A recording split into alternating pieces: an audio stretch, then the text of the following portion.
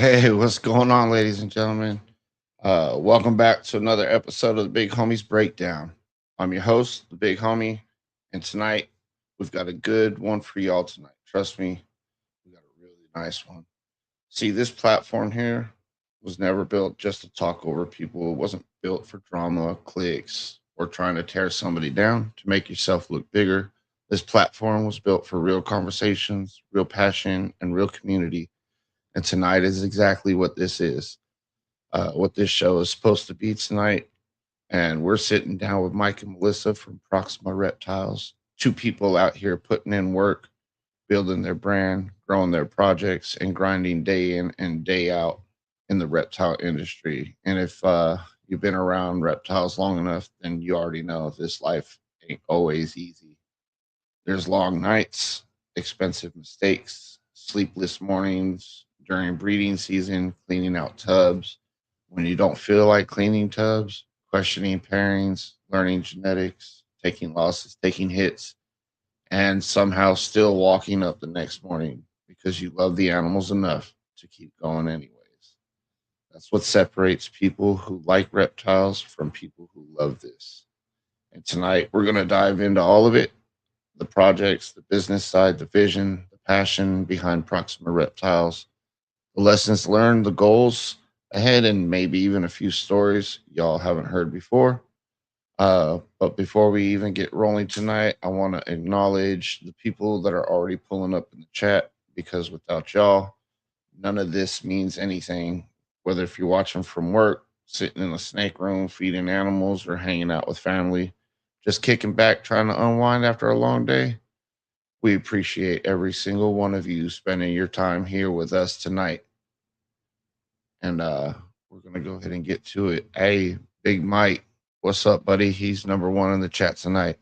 He says, "What's up to Mike and Melissa? Thank you for tuning in tonight, Mike." Oh, the pie man, what's going on, Patrick? How you doing, man? Thanks for checking in. Appreciate you. Reptile Dysfunction says hello, everybody. My boy from Dambala. What's going on, homie? Checking in. Thank you. Appreciate it. Art Hurt Dad. Thank you for checking in. And Proxima's over here double dipping. All right. So those are just the early birds who came in early. So get your comments down there, get your questions up. But right now, just do me a favor. Jump into the chat and let us know where you're watching from tonight. I always love seeing how far this community stretches. And while you're at it, go ahead and hit the like button, the share, and share the stream out and subscribe if you haven't already. Every single like, comment, and share helps this channel grow and helps us keep bringing amazing people onto this platform. And you already know we got to show love to the people helping, supporting the movement, ReptileAds, Fat Man Nation, J Fisherman Photography, SJS, the Python Portal, and as always, we proudly support USARK. Now, with all that being said, the chat's rolling, energy's right, and I think it's about the time to bring out our guest. Let's break it all down. Melissa, Mike, welcome to the show. How y'all Hello, doing man. tonight? Doing good. Awesome, man. Hey, so go ahead and tell the audience about who you are, man. If they don't know you, just a Okay, little warm up about yourselves. definitely. So we're Proxima Reptilis. Our name basically comes from like a Latin background, where basically classic Latin. So if you think about Proxima, you can look at it either when you want to look at just basically Latin, it means next, or if you actually want to look at it from the classic term, it means actually near to or next to. And so Reptilis just means reptile. And so as you can see in Latin, it also means the classic version means slithery, crawly thing. So basically, you're near to or next to slithery, crawly things is what our name really means. That's where I the name like comes it. from. And when I was going to college, I took humanities and kind of latched onto a lot of Latin stuff. And then one day we were watching a show and that name popped up and we're like, hey, that's catchy. We like it. And we just rolled with it. We named our company that. And then we're based out of Colorado. We've been doing this Okay. for a little over 4 years. We mainly started off with ball pythons. But years ago, we were dog breeders. We did boxers and Boston Terriers, and we did AKC dog shows and stuff like that. And Melissa, you can tell them a little bit about the reptiles and stuff you did too. Yeah, I well, back when my kids were young, I tried to do, the bearded dragon thing. I've always liked reptiles. I was a little girl who always got in trouble for bringing them into the house or going into the field that I wasn't supposed to go into to catch the lizards and whatnot. And I got my butt whipped for losing a snake in the house. That was me. So, animals have always been my thing. And, like he said, before we had kids, we got into dog breeding and I really enjoyed that. But I have to say, so far, the reptiles are my favorite. And then, like what we were saying, reptiles heavily around 4 years ago. And then we do multiple species. Ball pythons are about 90% of what we do, but we have BCIs, we have Dumerals, we have a couple of Burmese pythons, then we do some skinks. Ooh. And then for fun, my boys have a tegu, a rock iguana, rhino iguana. A rhino iguana. I always say that wrong. And then I actually have a black-headed python, the Australian version. And then you have your new one. My monkey tail. George. Yeah, George. I just got one of my bucket list reptiles, which is a monkey tail skink. You got a monkey tail? Yeah, I'll never breed him. He's a little grumpy but I love him anyways. I watch him come down every night. He's very routine. Comes down every night and eats his food. And if you don't give him his fruit, he'll give you stink eye. Yeah, if I don't give him any fruit, he will hang off his branch and scratch where the door opens on his enclosure until I give him fruit. Or he'll stand on the branch and just stare at us, just because he's like right in front of the TV area because we have a nice terrarium there, and he just kind of sits there and stares at you and gives you the stink eye till you give him something he wants. Yeah. So he has a great personality. Really fun animal. Yeah, he's been fun. That sounds like a fun animal. I don't think I've seen one of those in person either, though. So, yeah. They're pretty cool. Yeah. First one we saw was our very first big show we went to was the Florida show in Daytona. And there was a guy there. I don't even remember his name or anything, but he had a pair of them there. And we have regretted not picking those things up since that day. And I just happened to come across this one locally and I was like, nope, I got to have it. Yep. I have to have it. Yep. And then sometimes those animals you just got to have, right? Yep. Definitely. That's how I was with my black-headed python. I might breed her eventually because they now that have the exanthics in that particular species, that looks kind of cool. But at first I bought her just to have her, and then we also do a lot of reptile shows too. So mainly in Colorado, so we do a lot of ARPE shows that are ran by Nick and Troy. And then we also do I love those shows. Oh, they're great. They're fun. Yeah, that's the biggest one we have in Colorado. Yeah. And then there's a lot of Show Me and what's the other one? Repticon. So a couple of those, but we do mainly the Show Me's because there's an event center that's maybe 10 minutes away from our house, and it's 3 times a year, so we hit that one anytime. Yeah. I mean, anytime you could get something like that, man, you got to jump on it, man. I mean, so everybody knows us from Northern Colorado for that. Yeah. So that's the biggest thing we're into and we really like doing the shows. I know a lot of people hate doing the shows and stuff like that, but we get a kick out of it because I actually like, the kids are the funnest part. Yeah. Because you always got the kids coming up. It's their first reptile, or we always have some ambassador reptiles that we like to bring to the show, and those are the ones where because the kids are always saying, "Can I hold a snake? Can I hold a snake?" And you're like, well, not the hatchlings because then you can stress them out. But here's a bigger one that loves to be held, and then we always bring. Our Tang, he's a ultra male pinstripe, super pastel, and he's super friendly. So we just bring him to every show, and he's usually the guy that hangs out with everybody. He was our first production. Yeah, our very first clutch. He was our very first holdback from our very first clutch, and so he's not going anywhere. He's just an ambassador animal that we keep for fun. But he was a great breeder. I mean, he gave us really good clutches that made some really nice ultra male stuff. Yeah, that's awesome. What's up, Dickie? Thanks for coming in, man. Well, I mean, you kind of told me my second question, so I'm going to jump to the other one I had. Hey, when it comes to breeding projects, do you both usually agree right away, or is there sometimes, you guys have completely different visions, or you guys have your own projects separate? And we sit down and discuss it, and we're usually on the same page, but we have a few that we're like, no, I want to go this direction. Mm-hmm. And he's got ones that are more his projects, and I have a couple that are just mostly mine. Yeah, I have a lot of the yellow belly complex stuff. It's kind of a side thing I play.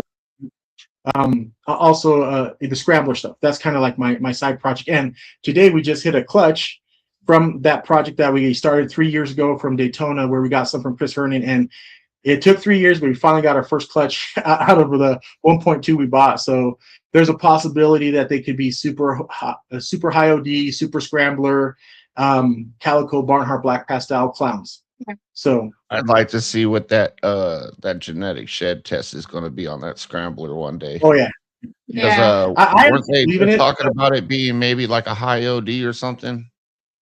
And, they were saying that, but I've actually seen several people show the single form of scrambler now. Chris has it. Mark Mandick has it. There's several people that just have the single form, and it has orange tones to it and stuff like that. But high OD is still, I think, its own thing too. I think high OD, I think, is just a nice line breeding of orange over time, and got you that really nice looking high OD. And it's even hard to even detect when you go to shed test it, because we were talking to Charlie about that. And Orange Dream's hard to find it because it's not really technically same as all the other morphs to locate it. Right. So, but that's the side project. But our main projects are VPI Xanthic, Ultra Male, Rainbow, and Monarch. So we like playing on the T positive side, and then we also like VPI Xanthic. So those are our main recesses that we deal in. But then we have a ton of side projects, we're putting stuff into Monsoon, Scrambler. We're also playing DG Cryptic. We have Clown. Our collection's decent sized. I mean, we dedicated, we have a 4-level house, and one of our levels of our house is completely dedicated to all the reptiles. And then we built a cover porch originally to just have that for the summer, and then that turned into our whole rodent room. And now that's all our feeders are back there, and then we have our reptiles, and it's like just one long run of reptiles, and then you open some doors and go into our rodent room. So that's awesome. You guys have any project in particular you're most excited about this year? Yeah. Yep. So one of them, when I just brought up, was the scrambler stuff. So I'm really about that. Another one is I like Jaguar, and so I'm finally hoping to land a clutch. We're on egg watch to see if I can get some bred him over to a clown, and I want to see if I can get some Jaguars and start building my Jaguar army there and hold back. And then we're also we work some dinker stuff too. So right now I'm still growing out some stuff that I got from FNA that it's not quite ready yet, which is the villain and the mustard stuff. But I do have some other dinker stuff that I'm working. One is called Funky, and I got that from Johnny Mandina. And so that morph is really cool, really dark. I'm still trying to figure a lot out of it. Johnny's produced several now, so I have a clutch and incubator behind us right now with that. The other ones that we like working is the Lavender Albino VPI, so the Lavender Snow project. And so we actually have some visuals that are now breeding, and so we repaired those again so we can make some more for the future. That's outstanding. Hey, thank you, Kat. That's outstanding. And then of course, the monsoon stuff. I forgot to say that we have a lot of monsoon. My collection is really loaded with a lot of monsoon stuff. We can show later too if you want to see some. But we actually have a purple passion monsoon that we got from Dave Green. He's to size, and we're breeding into a couple hets. We have a special het monsoon and a pastel het monsoon, and then I got another one from Canova, which is a Mojave pastel Wookiee het monsoon female that I'll be breeding him over to her too as well. Or no, actually, that's not the one to bring over to her. I actually have 2 other males that are het that made my ultra male stuff. So I have one that's a cinnamon het monsoon het ultra male, and I can show you. I have a 1.2 that we made last year that are one's a cinnamon ultra male het monsoon female, and then I have a 1.1 ultra male het monsoons that I can show you that are going to be getting ready to go. The male's going to be ready to go soon, and then we also have a lot of monarch stuff that we put cypress in and so forth. So we can show off some fun stuff. I love cypress.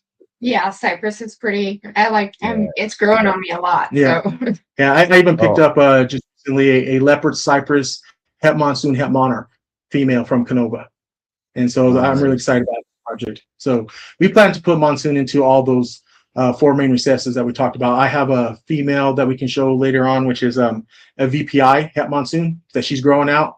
And then I have a leopard that's double het VPI monsoon. And then I have visual monsoons that are ready. I have a monsoon het hypo female. So some other fun stuff we can show you here in a little bit. Oh yeah, absolutely. I can't wait to get into that part.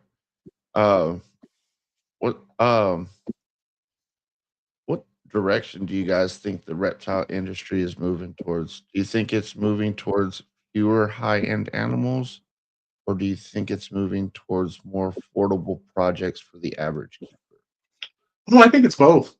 From my perspective, I believe that it's both. We're going to have the individuals that are breeders that want higher end and working more complicated projects. And then when we do all the shows that we do, because we do 4 or 5 a year, we take a lot of our, I hate to say it this way, but you get pet quality or byproduct, from your pairings and your, that possibly are not holdbacks, and you take those to the show and they do very well. And, every time we go to the show, some of the stuff, you got your standards, you got your bananas, you got your pies, all those things go fairly quickly. A lot of what's funny is I know a lot of people are scared of spider, and we don't really breed spider a whole lot, but we do a small little project where we make a clutch every now and then of ultra male spiders.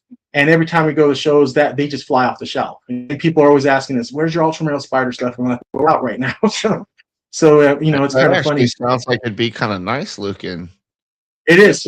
We actually have a nice female we can show you that's growing up. Yeah, let's check that one out, man. You want to bring it out, or?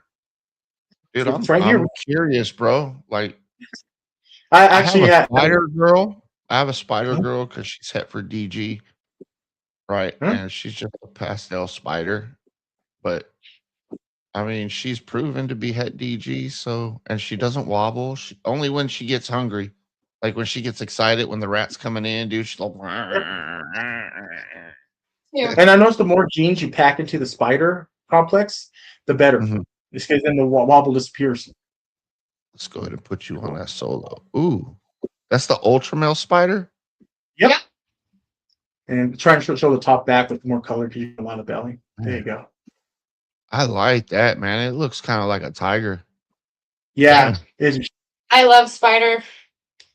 Yeah. I know. That's a tiger gene, bro. Just like all the way the banding, the stripes are on it. Yeah. She's gorgeous. Yep.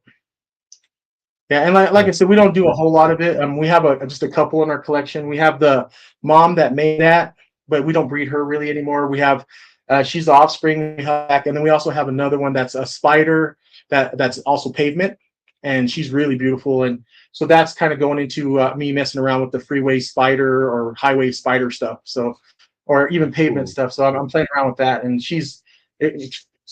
wow. That was a ultra male spider reptile. Yeah, that was ultra male spider. And this one, she has a little bit of stuck shed we're trying to get off of her, but she's the pavement spider you can see real quick. But unfortunately, Colorado is really dry, and we have a humidifier that runs all day long, but we still get stuck sheds every now and then. So we'll probably soak her tonight. Preaching to the choir on that one, man. I'm in Missouri, and it gets really dry sheds out here. I mean, I just told my wife, I'm like, you know what? This humidifier guy is not the business, man. We need to figure something else out.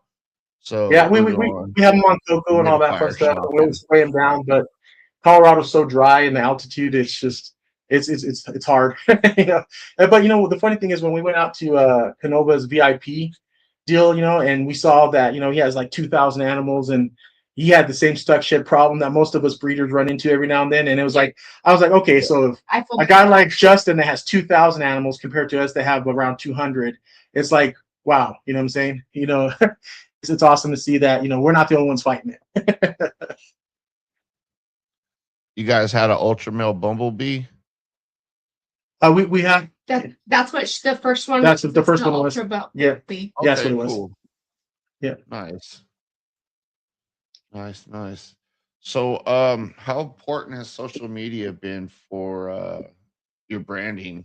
How has it helped with your growth compared to just producing quality animals and going to a show without using? I think it's very important. So we're on all the platforms. So I do all the social media stuff. So I'll share a little bit more about my work side. So I've been in tech for about 28 years. I'm a DevOps engineering manager. So I run 3 engineering teams for a flash drive company. With that said, I think social media is a big deal. And so use a lot of AI. I'm a big techie fan. I don't know if you guys saw, but I did a video not too long ago with Craig about AI stuff. And we did that on Bash Coder. So yeah, hey, that dude is so computer smart, bro. Like, yeah, you yeah. can And so conversate with him about snakes and stuff, but once he starts getting into that, bro, if you're not on that same level, bro, you're just like, They talk up here. yeah. So did it you was just good. talk Mandarin to me, or is that a new form of Chinese that you're speaking? Right. Because I don't understand any Yep. of it now. That's okay. I don't either. I'm just like, uh-huh. Yeah. So Oh, really? Yeah. Mhm. well, that was That's actually cool. that was one of my favorite shows I've ever done because Craig and all them were on my level at that point where we were just talking tech but so yeah, Oh, so I yeah. definitely think that tech is very important, especially social media. So we're on TikTok, we're on Instagram, we're on Facebook, and we're on YouTube. The YouTube stuff and everything we do, though, we don't do a whole lot of like shows per se right now. I do have something that I might do in the future, but I'll keep that in my back pocket for right now. But what we normally do is we usually drop about a minute long video of some of the cool stuff that either we added to our collection or some of the stuff that we might be letting go. And so I just do a quick video and I drop two drops usually about a week. Mhm. And then I just gonna let people see what we have. And that does help. You know, we get some of the drive through that. And actually our last show, it actually took me off guard at our last Show Me in Loveland. I had a couple people walk up to me and say, "Hey, I drove all the way from so-and-so because I saw you on Instagram and I knew you were doing your show. So I wanted to come and look at your animals." And then they bought stuff. So it was really nice to see that, you know, it helps. So, you know, and the same with Morph Market too, because then that way, if we have stuff that goes on auction or whatever, you can throw a little blurb out there like, "Hey, check out our auction," or something like that. And so, you know, and we're probably going to be doing that over the next few weeks where we're going to have a lot of adult females that just, you know, are ready to move on to somebody else if they want it for their project, because our genetics are getting pretty powerful and we're doing double recessives with multiple incomplete dominants and so forth. So with that said, you know, hey, I'm picking up my first it's a visual hypo oh hell, hold on. It's a hypopide. It's a hypopide het clown. Man. Oh, nice. Triple Yeah. recessive. Nice. Or double recessive. Yeah. So double recessive. Double visual, one head. So yeah, exactly. For me, that's big for me, and that's only the biggest move I need to make for the whole year right now. There you go. There you go. And then the ultimate goal here is you know, I'm not a spring chicken either, so I know that I can see retirement coming in the next decade or so. So with that, my plan is to retire into this. You know, we love it so much. Hey, and we love the how community. much gray you may or may not have, man, but I'm kind of old too, man. He doesn't grow it out. Yeah. I have a side that it gets too white on one side. I'm like, nah, I think I'll just keep it where it kind of looks like I have a baby face still. So right. Well, guys, let me get into these quick little commercials, and because we got to pay the bills, right? And we'll be right back. Awesome. Operation Deeds, Not Words 2 is dedicated to empowering and uplifting disabled veterans and first responders through unwavering support, meaningful resources, and real opportunities that honor their service and sacrifice. Our mission is to build a thriving, impactful organization driven by the shared vision, commitment, and accountability of our team, because when we work together, there is no ceiling on what we can accomplish. We are equally committed to the growth of our team members, actively encouraging them to expand their voices, followings, and businesses as essential pillars of our mission. Being part of Operation Deeds, Not Words reflects great credit upon our members, uniting communities in the Fat Man Nation. Green Line morphs under a shared purpose rooted in service, resilience, and action-driven impact. Deeds, not words. ReptileAds.com is the modern marketplace for buying and selling reptiles, amphibians, and exotic pets. Built by Purple Turtle Technologies, we're creating the most trusted platform in the industry. Join thousands of breeders and collectors on the most trusted reptile marketplace. List your animals, connect with buyers, and grow your business with ReptileAds. Enjoy your easy access to stores as well as a genetic calculator for your convenience.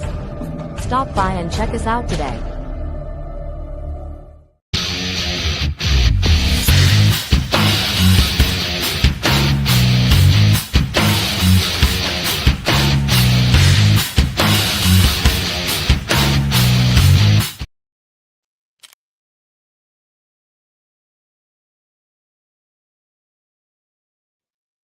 Okay. We'll just go to a second break to play those ones that didn't want to play it. Welcome back, everybody. All right, you guys are unmuted. All right, awesome. So, what you got there? This is my first sperm. She's a hypo green. Oh, She's still baby, obviously. all right. Can you explain the hypo green? So the hypo is what is giving her the lightened color instead of all the browns. And the green is patternless, which is a recessive gene. So that's where all the pattern it's disappeared because of the Like Inchi being a reducer and clown, something like that. Like it just is a reduction of the pattern, or no pattern at all. It's completely patternless. Yeah. If you have just a visual green, it'll be patternless. Wow. With a hint of green tones to it. Yeah. But yeah, she's a hypo green. This is Cruella. That's a very Yeah, we name all our animals. That's how we can tie the morphs to the names, because it helps us memorize things easier that way. Me mostly. Right. Yeah. Hey, I'm old and my memory's shot, so I have to write everything down. And names is definitely things that keep you remembering stuff. Yeah. Absolutely. And to add to this too, I wanted to say thank you to the community very much. When we had the medical incident with Melissa, we let everybody know what was going on. That we had some stuff happening and couldn't make a show to the ARPE. That was the last one that we just had, and the community that reached out to us. So many people called and talked to us. I want to say a special shout out to Snake Man Pat. He called us multiple times on the phone, checking on us. Great guy. I can't say any more about Pat. He's such an awesome guy. He's been a surprise. And then in the local community, we had really, really good friends that were calling us out, like FNA, their family into us. And then we have Justin from Just Incredibles and Colorado Cold Bloods and on and on, and sorry if I miss any names right now, but there were so many people that were reaching out to us and just checking on us and asking us how things are going. And we had local people, we had one of the Cheyenne vendors that, he has a shop and everything. And Tom was helping us out, and talking to us, see how we were doing from Northman Exotics. Our local community here, they reached out, was very, what can we do? Do you need help taking care of your rats? I'll come down to your rats. They were trying to be as helpful as possible while I was down. Fortunately for me, I have twin boys that are almost 18, and we've conned them into cleaning snakes and doing all that fun stuff for us. So they would help pick up all that stuff almost that was in the hospital and try and recover and stuff. They did. They really covered our butts. Yep. So it was nice that our boys stepped up like they did. So it was awesome. And so they still don't know why or what yet, right? No, I don't have a diagnosis yet. I've got 2 appointments with specialists to see if I have an autoimmune issue going on. But I had one surgeon say that we may never know. It could be just a one-off deal. So we're going to do our due diligence and make sure that we can rule everything out that's possible. So we have another CAT scan scheduled just to make sure that they don't see anything new. And then they said that any of the inflammation that we did see in the CAT scan last time in the arteries was due to the fact that she had 18 units of blood. And so when you take that many units of blood, after you have a ruptured artery, it's kind of crazy. Your body, even though it's compatible with your body still doesn't like it. And it causes all sorts of inflammation that I'm still dealing with. Yes. Yep. Operation Deeds Not Words. Yep. So get your shirt. Yep. Oh, I mean, if that was me, I think I'd be a little bit nervous, man. Like, not knowing that's scary. It's a little nerve-wracking. Technically I'm not on any restrictions, but I'm not doing any of the heavy lifting before like I was before. Before I was lifting 40 and 50-pound bags of grain and rat food and you name it, We've streamlined everything. Now we have trash cans on wheels that are all loaded with rat food. You name it, what we need. So not having she's just scooping and then pick up those bags. Exactly. And then So, anytime we have any tubs or anything like that, and he's lifting, then it's me and the boys grabbing all that stuff. And yeah. where she used to be, you know, she woman over here just kind of running around. It's hard because I've always been a very independent person. I like to do things for myself. I don't like asking for help. So that has been a challenge. Yeah. Yeah, especially when like, no, we're lifting. I can do it. No, we got it. Yep. Very independent person is very hard to do things for. You know, especially when you have your whole routine. You have, man, I'm stuck on the way I do things. Right. So like when the kids come in here to try and earn some money to clean out some sheds and stuff, I'm like, you didn't do that right. They don't do it the way I want them to do it. It's like, you're supposed to be helping me, not making more work for me. Right. She's like, the kids go through stuff, and then you can see her going through tubs and kind of following behind them, like, that's not good enough. But I try not to, but it's hard. Yep. Then but you know, again, you know, we'll keep moving on to your other questions, but just final note, thank you, community. Yes. We appreciate it, all the love and support and people reaching out, much appreciated. Yes, it's been amazing. Heck yeah. That, man, you guys ever need help? I'm only like a 12-hour drive to Denver or to Colorado. Yeah, I appreciate it. So let me know. Yeah. I think ain't that's got what's no so job. good. I'm basically retired now. So yeah, I think that's what's great about this community is like, you know, you got people from all over the country, people from all over different industries, walks of life, whatever you call it. And it's just awesome how everybody comes together and they're willing to just reach out. And, you know, most of us know us just through social media or chats and stuff like that. But even though they've maybe never met you in real life, just to be able to reach out to you and just talk to you and just give you that support is really appreciated.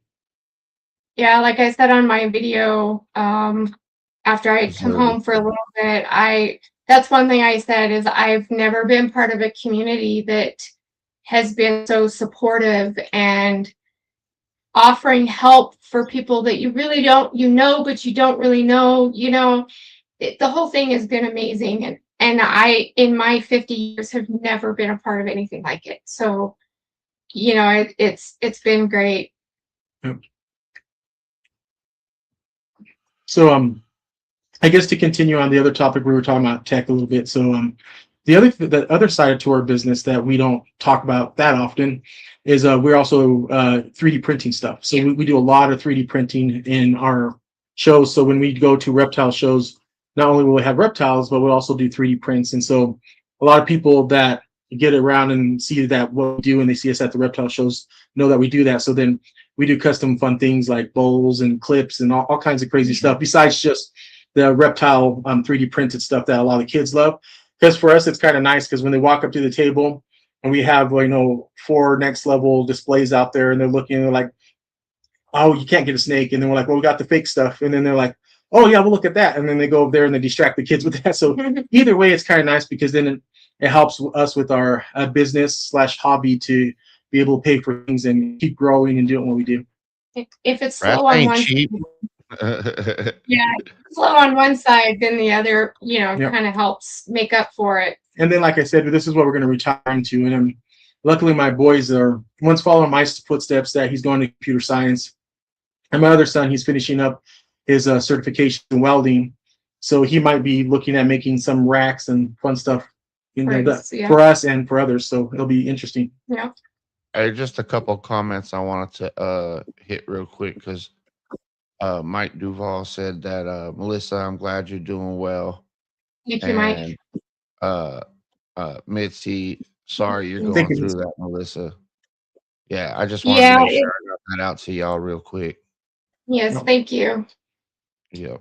Yeah, we appreciate it, guys. See them or not, but I thought that was important for y'all. Oh yeah, me and Mike are always in the chats and we're always chatting back and forth. And Mike's a great guy. I know him through the chatting and through the shows, but Mike's awesome.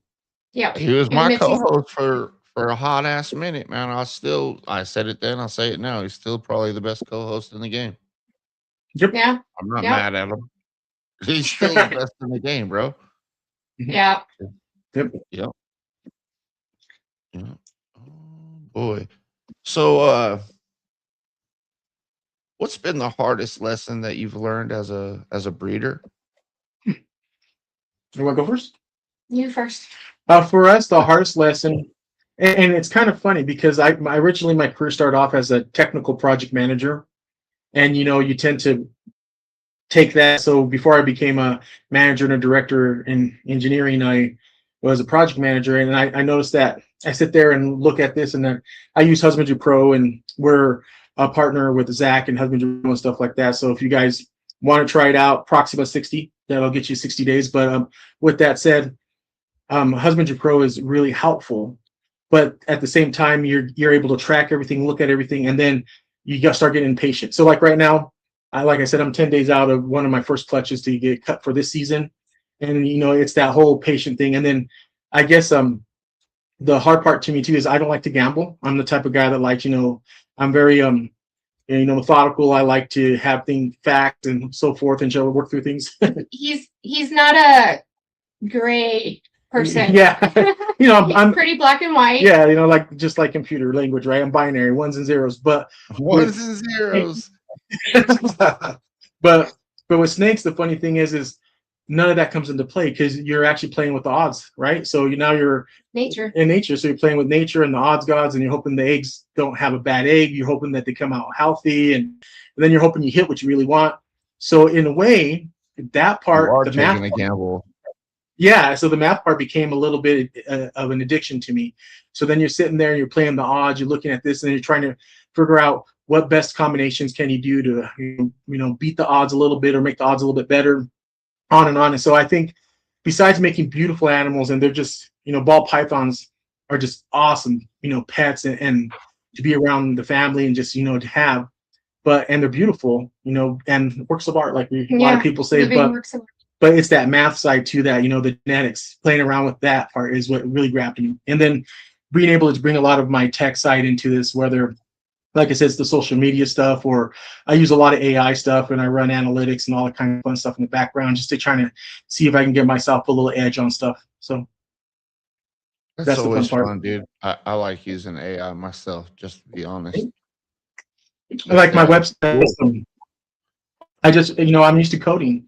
And what we call it now is you kind of just sit there and just type it into chat and kind of vibe code is what they call it. And so I've been vibe coding quite a bit, and I'm not actually coded, like actually had to go in there and change any amount of code, just kind of prompted into Claude. And I built a brand new website for us right now where I just dropped that recently, and I'm slowly turning on pages as I get them finished out. So, and I built it all through AI. Nice. And then if you go to it, you can even download an app, and it'll be a Proxima app that you can put on your phone. No, it's actually out right now. Is it out? Mm-hmm. Is it really? On the Play App Store? And no, you just actually go to ProximaReptiles.com, and it'll ask you, you just say, do you want to install, and you'll see the app, and it'll just install it on Android only. Go to the website right now. Mitzi, go ahead and put that website in the comments for me, would you? That's dope. And remember, it's not reptiles, it's reptiles, but reptiles will get you there too, because that was my fault, man, because I kept calling y'all Proxima Reptiles. Oh, no, it's common. It's the same. It's the same. Yeah, I own Proxima Reptiles, Proxima Reptilis, and ProximaReptilis.com. So I have 4 domains that will get you right to my website. That's awesome. See, now I'm nerding out a little bit. Oh yeah, I can tell. I can tell. Yeah, I made this website. I love that stuff, man. So excited and tells me about this stuff. I'm like, oh, it looks great. Yep. Yeah, I think in high school the last time I built a website was in high school. Like we had to build a website for one of our projects at the end of the year. But that was the last time I ever dealt with that, and that was so long ago. You'll know you're at the right website if you see that. All right, let me blow you up there, Mike. There you go. There you go. So that'll be the right website. So if you see that, you know you're at the right place. Right on. Let's see. So when things get slow, what keeps you getting motivated, or you get rough odds during the season or something like that? What keeps you going? I don't know. I haven't, for me, because I'm not in it day in and day out like Melissa is, so I don't really get burnt out with it yet. Melissa does though, so I'm gonna let you answer that question because I don't get to have the burnout part yet. You know, I just try and like, if it comes to the reptile part, it's mostly just the tedious stuff. You know, I have a hard time with. It's that good old ADHD thing. The tedious stuff is just mind numbing. So Yeah. I try and break it up, you know, break up my days and try and give myself variety. And then I always try and enjoy what I'm looking at. So even in the rat room, I will hold back ones that I'm like, oh, you have different markings, you know, and it's just so that I'm not looking at the same old black and white or brown and white rats every day, you know. We also do ASFs, and those are actually kind of getting there for me too. A lot of mine have gotten to where they're not nearly as aggressive. I can pick most of them up. And then I actually have 2 different lines now, thanks to a friend of ours, but I've got the black-eared ones, which I am totally in love with. Not as pets. I'm very indifferent to rats, just so you know. But Okay. I like looking at the black-eared ones because they're just different. And then, you know, when I get the different markings, like I call them cinnamon. They're almost like red-haired ASFs. I'll keep those, you know, just little stuff to try and make the monotonous a little more enjoyable. That's monotonous.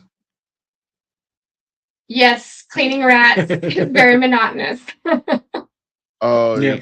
you know, I don't like mice. So anybody messes with mice, dude, that's on you. I'm not messing with them. They stink so bad. Yeah, you know, And I they're more and- cannibalistic than an ASF. Oh yeah. oh yeah, Yeah. I Mice are nasty. yeah. Yeah. I have a few colonies of mice, and I'm almost finished feeding them off. I'm waiting for everybody to have their babies, and then I'm done with mice. I cannot stand them. They are the stinkiest, the messiest, and just most disgusting out of the 3 species. It's Yep. horrible. 100%. Yeah, if anything, we for the ASFs because they're the cleanest, Yeah. and you actually don't get that much of a smell off the ASFs, you know, after a week or so. It's not even that bad at all. So Yeah. it's kind of nice, and we have a lot of freedom breeder rodent racks out there that we have a lot of ASFs, and our plan is to be like more like 80-70, 70-30 or 80-20 on ASFs versus Norwegians. Yeah. Really, the Norwegians, to be honest with, we came back for the bigger VCIs and bigger snakes that we have, the Dumerals. My Dumerals are up to about a large rat right now. So, But the ASFs are strictly for our ball python, except for when we actually get to the point where we're selling our hatchlings or we're selling any of our proven breeders, we'll switch them over to Norwegian stuff. So then that way, if somebody can't get a hold of ASFs, you know, they're already switched it back over. But we actually feed quite a variety back and forth between Norwegians and ASF through our collection. And we don't really have anybody that gets stuck. You know, if anything, Yeah, we just have some. I can't breed ASFs where I'm at. It's illegal to have them unless they're frozen. Gotcha. Yeah. Unfortunately for us, we don't have that problem. Yeah, they won't live here if they get out. So. Yeah. That's the nice thing about Colorado. I know like a lot of like Florida and so forth, they have a lot of restrictions on species of reptiles as well as rodents. But in Colorado, you know, we snow and we get cold. So if anything ever gets out, it's not going to live. It's not going to live. It's either too cold or too dry. As soon as around December hits, they're not going to make it. Yeah. It's cold in Colorado, man. Definitely. Except for this year. Yeah, exactly. This year has been weird. So where do you guys see yourselves 3 to 5 years from now with Proxima? For us, I think where we see ourselves is the collection, I think, is going to be pretty much the same size we have here. We'll just be rotating in and out bigger, more powerful animals. But I think the only major recessive that we're looking to add in the future, but that'll be based on price and where it's at, is probably Tornado. We have a lot of the recessives that we want to work with, a lot of the incomplete dominance, and then of course we're getting really into a lot of the dinker stuff. So we really like playing around with some dinker stuff that people don't have, like I was talking about. some of the newer genes, like we have Mega, that it's going to be part of our collection. We have Funky that we were talking about earlier. We have Smuggler, and some of that stuff came from Florida. That was more deep stuff. Of course, like I said, it's a really nice morph. And then we have a couple that we got from FNA, which is like Mustard and Villain, and we're probably going to get into the AK-47 project when Fred and AJ have something available. And then we have some other stuff that people haven't really played with, like Vega and Alloy, you know, and they're smaller. They're more like 1.3, 1.2 projects that we're working. But like I said, our main project is the stuff that we talked about earlier. But we're sprinkling that in here and there to see how it does. And if some of that stuff takes off, then we're going to sprinkle that into our main recesses. So then that way it separates us from others. Yeah. Right. It's a great plan. It's a great plan, man. If you guys, I got one fun question, but I'm gonna get my commercials out of the way. And then we'll be back with our fun little closer question. See you guys in a minute.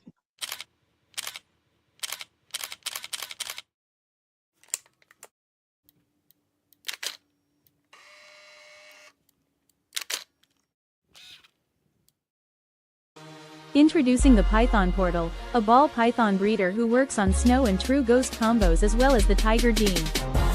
We also offer many unique custom 3D printed accessories, as well as custom merch, so don't forget to stop by and check us out. The United States Association of Reptile Keepers is a science, education, and conservation-based advocacy for the responsible private ownership of, and trade in reptiles and amphibians. We endorse caging standards, sound husbandry, escape prevention protocols, and an integrated approach to vital conservation issues. Our goal is to facilitate cooperation between government agencies, the scientific community, and the private sector in order to produce policy proposals that will effectively address important husbandry and conservation issues. The health of these animals, public safety, and maintaining ecological integrity are our primary concerns. All right. Hey, Mike will be right back. All right. No worries. No worries. I'm not in a rush. Are you? Not going anywhere. So, you got one of them doom rails you mind showing? That's one of my favorite snakes. I love me some doom rails. Oh, and I got to get one of them director seats right there. Oh my goodness. Oh, we love those. They're so much better at the shows. That looks so comfy. Yeah, they are so much better than the short seats when you've got the big pieces. So this is one of my doomies. She's a high pink. They'll be bred this fall, actually. And as you can see, she's a big girl. Now, how big is she going to get? She'll probably get around 8 foot. And I couldn't even tell you how heavy she'll get. Yeah. Big girl right I got there. 1.2 in the doom rolls. Nice. Oh, you had to go get that gear on. Yeah. I realized again. You know, I'm wearing USARK now. It's time to show Proxima off. Shout out Proxima. Yep. There you go. So this is my last question for the night for y'all. If you guys could instantly add any snake or reptile in the world to your collection tonight and your budget had no limit, what are you picking up? Want to go first? You go. Oh, so for me, one of my bucket list animals that I want to get is a sailfin dragon. So the big problem for that is not that I don't think I could afford one. It's the room, because you know they're going to need a pond, the humidity, the size of the enclosure. It just takes up so much room. I almost dedicate half a room alone to that animal. Because they're sailfin, or the hydrosaurus is what their scientific is, but they are semi-arboreal and semi-aquatic. So That's interesting.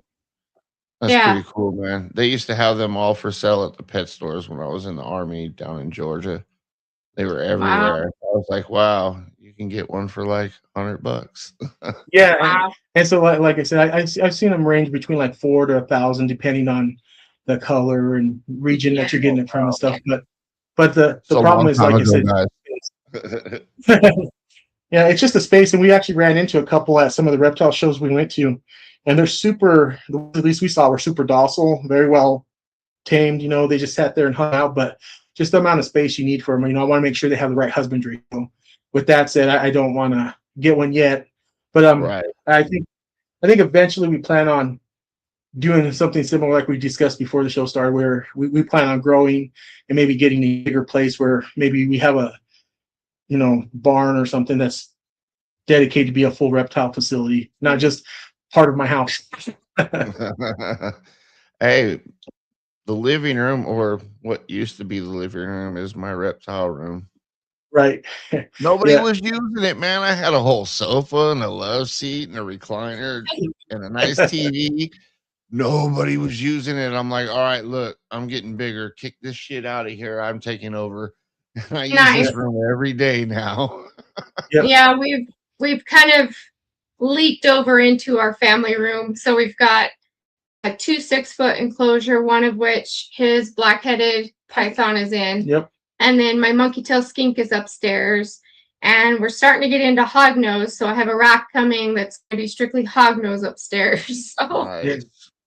Yeah, Nice. just that's a good point too. Just recently, Colorado allowed us to switch up. So before, they used to allow you to catch Western hognose in the wild, right? So you could catch up to 3, but then they started realizing, hey, you know, they're disappearing in the wild, and we're like, duh, go figure, right? And so now they switched it out where you can't catch them in the wild, but you can actually get them from somebody that produces them, and now you can actually breed them yourselves. And so we always wanted to, because when we first got into this, we actually went back and forth with ball pythons and hognoses, like which one we want to do.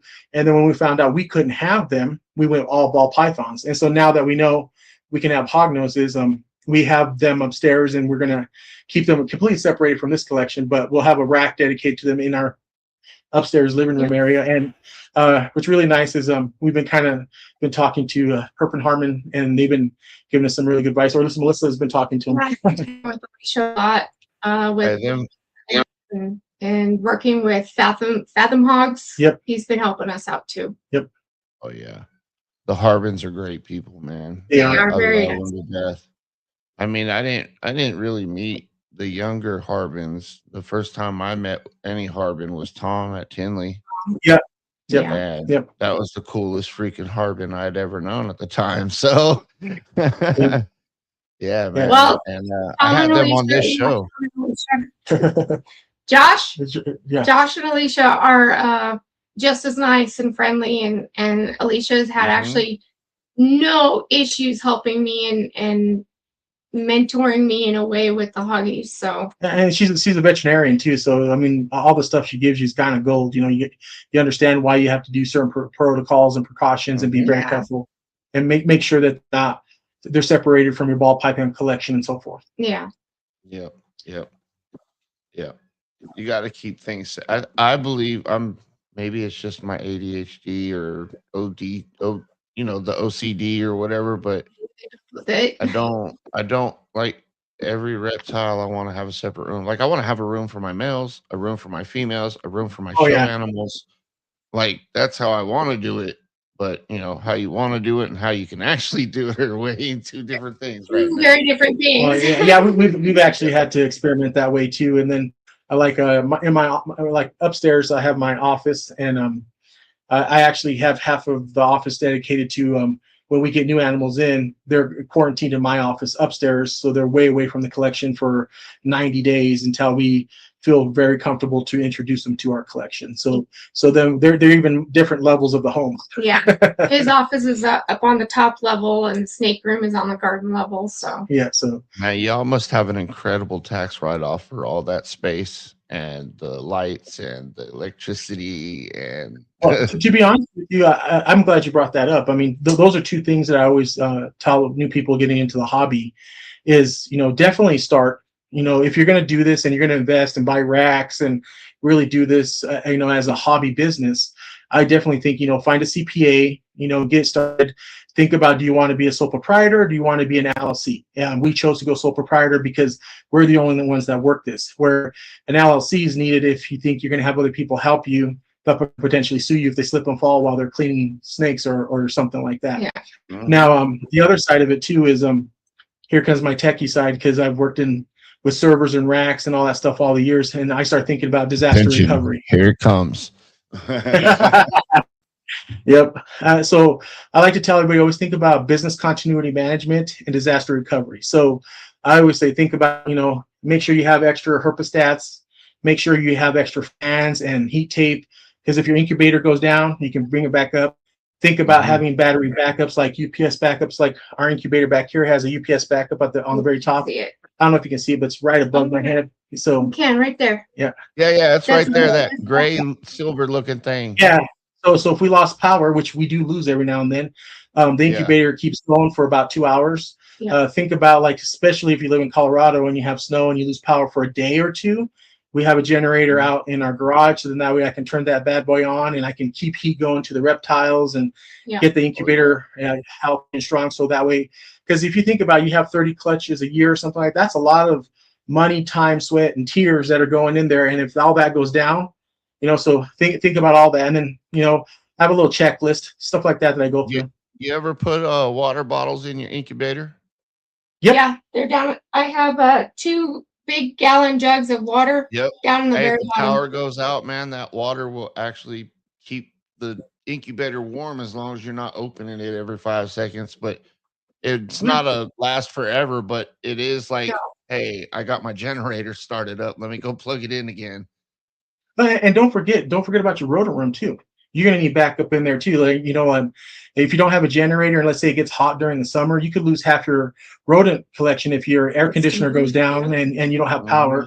Other thing is, think about, it's not we have if some it really goes nice down, it's when it goes down. Exactly. When it comes to rodents, dude, because of all that gnawing to do. If anybody's bred rats, you've had a tub flood. Let's be honest. You have to be very honest. All of us have gone through it.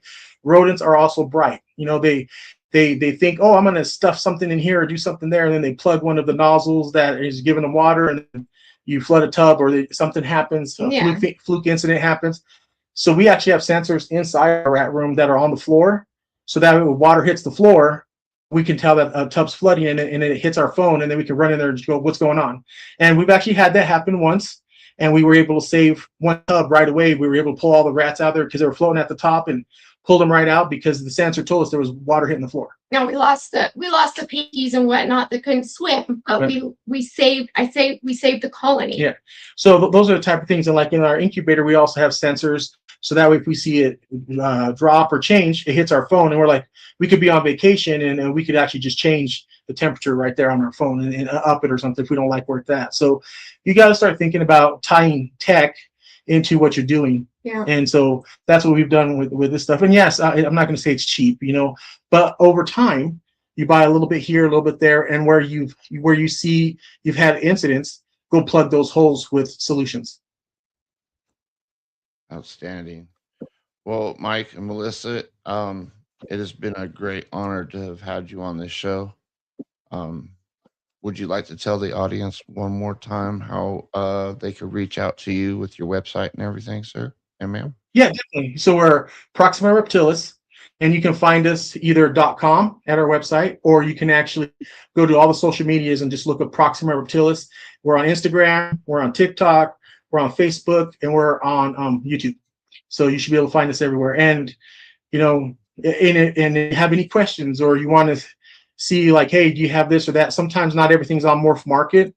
Just reach out to us and we can tell you, hey, yeah, we actually have some adult females that might fit your collection, or we might have some adult males, or we have a new clutch that's coming up that we haven't even posted yet because we get really busy and sometimes we don't get all the clutches posted. So, and sometimes they only go to the show. So if you're looking for something, just let us know and we'll let you know if we have it or not.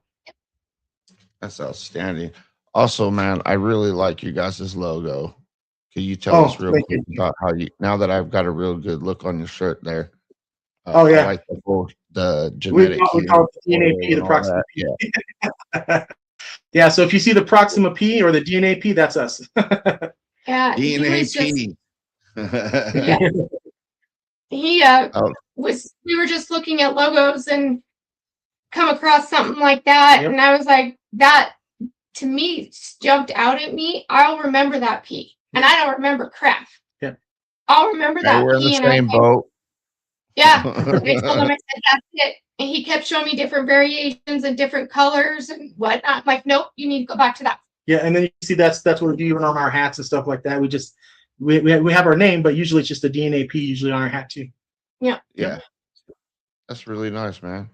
Well, I'm gonna put y'all backstage. I'm gonna wrap this up and then we'll call it a night. Thank y'all Okay. so very much for coming on the show. Thank you. Thank you, everyone. Thank See you. you backstage. Well, that's it, homies. That was a great show tonight. Mike and Melissa were amazing. I've learned a lot from them, and I hope y'all have learned a lot from them too. I just like to close this by saying, be kind to others, and don't hold grudges, and just care for other people like you care for yourself, folks. That's all. That's it. Nothing else. Just care for yourself and care for others like you care for yourself. See you next week.